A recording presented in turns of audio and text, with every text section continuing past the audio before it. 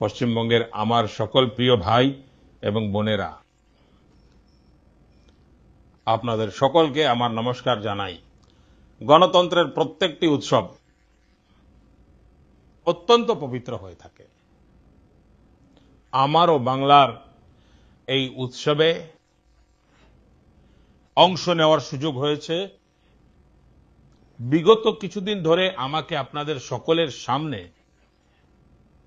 বেঙ্গলের উন্নয়নের বিষয়ে, বাংলার উজ্জ্বল ভবিষ্যৎ নিয়ে, বাংলার যুব প্রজন্মের উজ্জ্বল ভবিষ্যৎ নিয়ে বিজেপির যে রোডম্যাপটি রয়েছে সেই রোডম্যাপকে রেখাঙ্কিত করার, আপনাদের সকলের সামনে উপস্থাপন করার সুযোগ পেয়েছি। আজ সন্ধ্যা 5টার সময় নির্বাচনী প্রচার শেষ হতে চলেছে। এই নির্বাচনের আমার শেষ র্যালিটিও এইমাত্র শেষ হয়ে গেছে। আমি এখন এই পত্রটির মাধ্যমে বাংলার আমার প্রত্যেক পরিবারের সদস্যকে কৃতজ্ঞতা তো প্রকাশ করতে চাইছি, কিন্তু আমার নিজের মনের ভাবও ব্যক্ত করছি। বন্ধুগণ, এই নির্বাচনী প্রক্রিয়ার সময় আমি বাংলায় এক অন্য ধরনের শক্তির অনুভূতি লাভ করেছি। এতটা গরম থাকা সত্ত্বেও, এতগুলি র্যালি করার পরেও আমার বাংলার এই নির্বাচনী প্রচার অভিযানে বিন্দুমাত্র ক্লান্তি অনুভব করিনি। এই সমস্ত র্যালি, এই সমস্ত রোড শো আমি অনুভব করতাম যেন আমার এক তীর্থযাত্রা হচ্ছে। আমি যখন মা কালীর ভক্তদের মধ্যে যেতাম,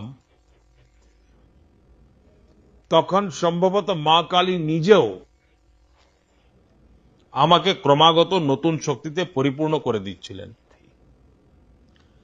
যখন জানুয়ারি 2024-এ অযোধ্যায় রামলালার প্রাণ প্রতিষ্ঠার আয়োজন করা হয়েছিল, তার আগে আমি অত্যন্ত শ্রদ্ধার সঙ্গে 11 দিন ধরে একটি অনুষ্ঠান করেছিলাম, ব্রত পালন করেছিলাম।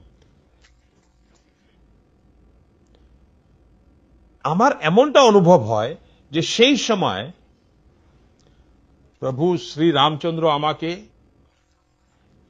অসীম শক্তিতে ভরিয়ে দিয়েছিলেন। এই নির্বাচনেও আমার সেই একই অনুভূতি হয়েছে, যেমনটা কোনো দেবী দেবতার মন্দিরে দর্শনের সময় হয়ে থাকে। ঈশ্বররূপী জনগণ জনার্দনের দর্শন পেয়ে আমার মধ্যে এক নতুন শক্তির সঞ্চার হয়েছে। বন্ধুগণ, বাংলার সমস্ত র্যালিতে এবং রোড শোতে আমি এত বেশি আন্তরিকতায় ভরা বার্তা আর ছবি পেয়েছি যে আমি সেগুলোকে কোনো দিনও ভুলতে পারবো না। র্যালি এবং রোড শো শেষ হওয়ার পর যখনই প্রথম সুযোগ পাই, আমি রাত্রে খুব নিশ্চিন্ত মনে সেই ছবিগুলোকে দেখি। আপনার ভালোবাসায় ভরা বার্তাগুলো, আপনার পাঠানো চিঠিগুলো পড়ি আর নিজের উত্তরও লিখিয়ে নিই।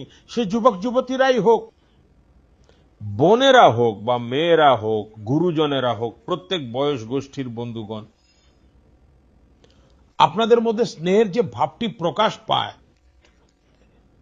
যা আমি দেখি, অনুভব করি, আমি আজ বলতে চাই, এই আপনার ভালোবাসা, আপনার আশীর্বাদ আমার জীবনের আসল মূলধন। বন্ধুগণ, এই নির্বাচনের সময় আমি এটাও দেখেছি যে বাংলার যুব সমাজই হোক বা মহিলারা হোক, কৃষক হোক বা শ্রমিক হোক, প্রত্যেকেই বাংলার উজ্জ্বল ভবিষ্যতের জন্য, এক উন্নত বা বিকশিত বাংলার জন্য কতটা অধীর, কতটা আতুর। বাংলার যুব সমাজ এখন ভবিষ্যতের দিকে এগিয়ে যাওয়ার জন্য একটি উন্মুক্ত প্রাঙ্গণ চায়।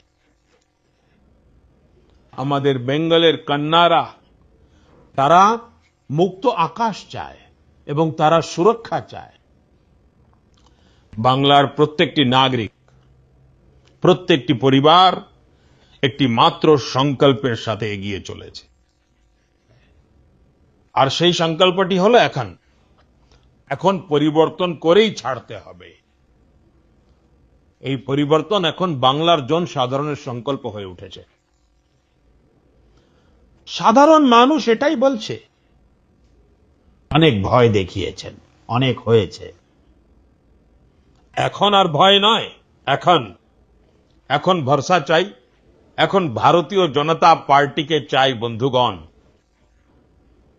বেঙ্গলের সেবা করা, বাংলাকে সুরক্ষিত রাখা, এটা আমার পরম দায়িত্ব। বাংলার সামনে উপস্থিত হওয়া প্রত্যেকটি কঠিন পরিস্থিতিকে সুযোগে পরিণত করা, এটা আমার ভাগ্যের মধ্যেও আছে এবং এটা আমার দায়িত্বও বটে। আমি আমার এই গুরু দায়িত্ব থেকে কখনোই পিছু হটব না।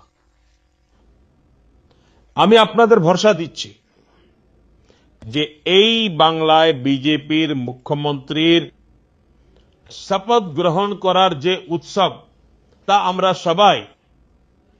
সবাই মিলে পালন করব। এটা আমার ব্যক্তিগত বিশ্বাস নয়, আমি আপনাদের সকলের ভেতরে এই বিশ্বাসকে অনুভব করেছি।